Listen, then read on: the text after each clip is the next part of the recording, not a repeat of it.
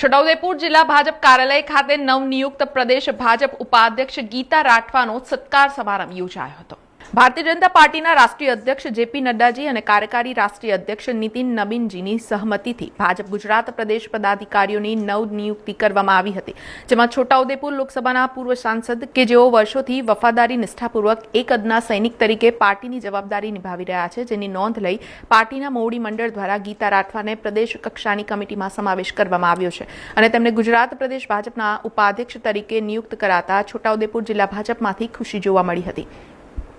જેથી છોટાઉદેપુર જિલ્લા ભાજપ દ્વારા જિલ્લા ભાજપ કાર્યાલય ખાતે ગીતા રાઠવાનો સન્માન સમારોહ કાર્યક્રમ રાખવામાં આવ્યો હતો, જેમાં જિલ્લા ભાજપ પ્રમુખ ઉમેશ રાઠવા, લોકસભા સાંસદ જશુ રાઠવા, ધારાસભ્ય જયંતિ રાઠવા, ધારાસભ્ય રાજેન્દ્રસિંહ રાઠવા, જિલ્લા પંચાયત પ્રમુખ મલકા પટેલ, પૂર્વ રેલ રાજ્યમંત્રી નારાયણ રાઠવા, જિલ્લા ભાજપના હોદ્દેદારો, છોટાઉદેપુર જિલ્લાના છોટાઉદેપુર, પાવીજેતપુર, બોડેલી, નસવાડી, સંખેડા અને કવાડ તાલુકાના મંડળ પ્રમુખો ઉપરાંત વિવિધ સેલના હોદ્દેદારો, કાર્યકરો મોટી સંખ્યામાં ઉપસ્થિત રહી